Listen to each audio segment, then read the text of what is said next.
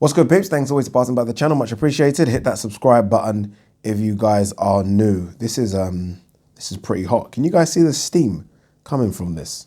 It's fucking freezing. So no, I'm probably not going to drink it during this video, but it is warming up my hands because it is cold as a motherfucker. Apologies. The swearing needs to stop. Two things before we start the video. First things first, I just got an email from Matchroom Boxing, and they've given me press accreditation for Joshua Ruiz. Get in. I didn't expect to get it. Can't lie. I think I made a video, my favorite saying, but I think I made a video last week saying I didn't get it because the closing date for the accreditations was the 28th of October. So I expected to know before this date. What are we now? The 11th? Is it the 11th today or something? No, is it that? 11th of November. So I expected to know a bit sooner than this. But nonetheless, I am excited. I have got accreditation, so I will be getting my ass somehow to Saudi Arabia. Even if we have to swim there, we are getting there. I've not even checked ticket prices. I guess they're going to be astronomical. I just have a feeling they're going to be crazy. I'm hoping that they're around the £500 mark. That's what I'm hoping. I've just got this weird feeling that they're going to be around, just because of this, that they're going to be around 800, 900, then I'm fucked. So I hope it's not the case. If any one of my subscribers lives in Saudi Arabia and they fancy having me around for 3 or 4 days, please hit me up. I'm not joking. If not, then we're going to Airbnb it. Let me put that down. Is there Airbnb in Saudi Arabia? Fucking hope there is, because I'm not paying for a hotel. And put that down.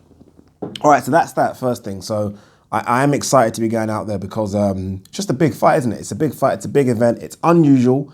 It's not your usual O2 Arena or Madison Square Garden. This is something quite unique, and I really wanted to go out there. So thank you to Matchroom for giving little old me accreditation. All right, second thing, shout out to Rob Tebbit of Boxing Social, who hit me up yesterday and said, Ade, what are you doing today? Today being Monday, because I'm not quite sure when this video is going out. I said nothing, assuming that he wanted to go for a coffee, something like that. He said, do you mind covering the Daniel Dubois, Frank Warren press conference for me? I was like, oh, for fuck's sake. Not really, Rob. I was like, I don't really want to do it. But I did do it, and it was interesting. Very interesting for a couple of reasons. Number one, Dean White walked in. Now, nothing against Dean White at all, but I have said a few things about Dillian White because of this B sample. And I'm pretty sure they probably watched those videos.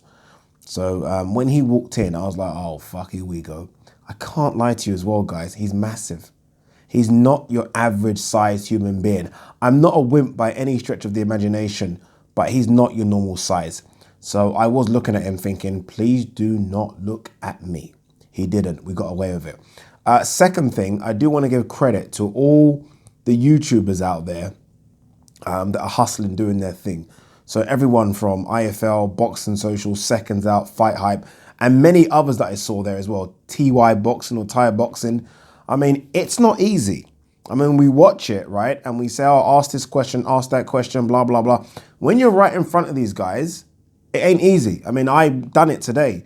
And there were so many questions I wanted to ask Frank Warren about fucking Daniel Dubois' opponent, all the belts, all this, all that crap.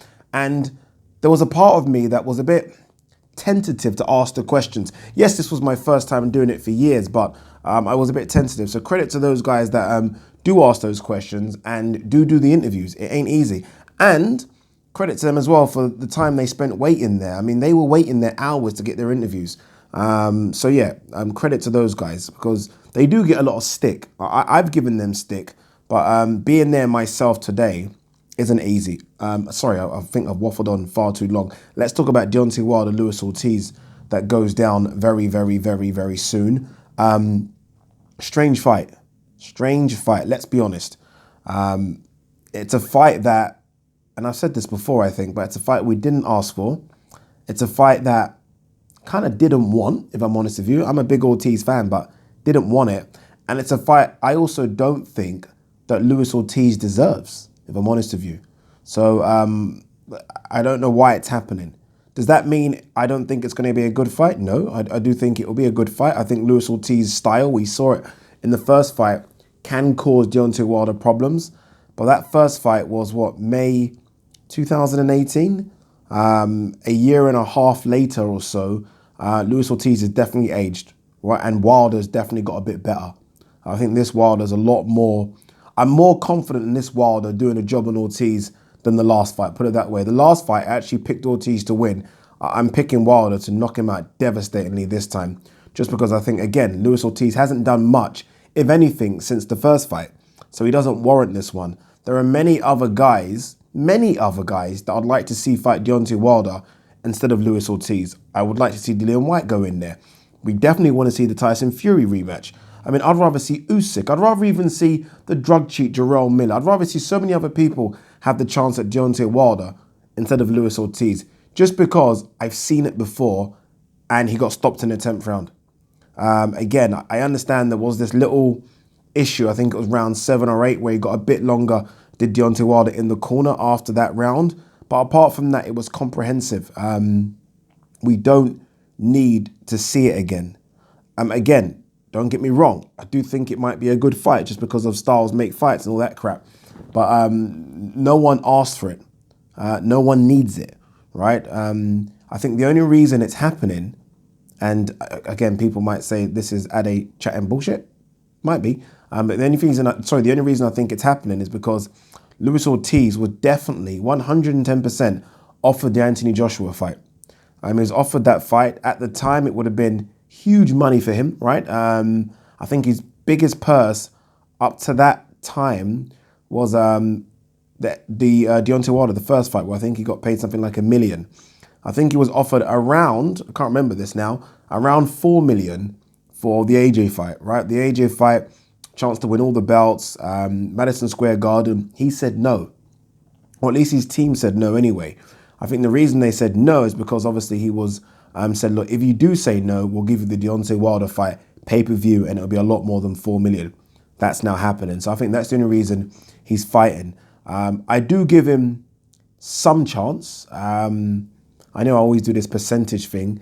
If it was a percentage, I'd probably give him a 15% chance, right? Just because Wilder could be overlooking him. We've seen a few fighters supposedly being overlooked recently. Otto Volin maybe, Andy Ruiz, Joshua. So if Deontay Wilder is overlooking him, it's a dangerous thing to do, because Deontay Wilder, in the lead up to this one, has spoken a lot about Tyson Fury and maybe the winner of Joshua Ruiz. He's almost talking like the job's done. The job isn't done yet. But I think he will get the job done. I think he'll look good. I don't think the Tyson Fury fight happens February 22nd. I think that was a date that fight was supposed to happen. There's been a lot of talk recently, more from Wilder, that Tyson Fury will back out of that fight. I don't think he's going to back out, but I don't think the eye has recovered enough or will be good in time to have that fight. I think that fight will be pushed. And if it is pushed, I do wonder what happens with... basically, I do wonder if it will happen. If Ruiz beats Joshua, which could happen, right? That's a 50-50 fight for me. If Ruiz beats Joshua and Wilder smokes Ortiz, I mean, you're potentially talking about a huge blockbuster between those two in May.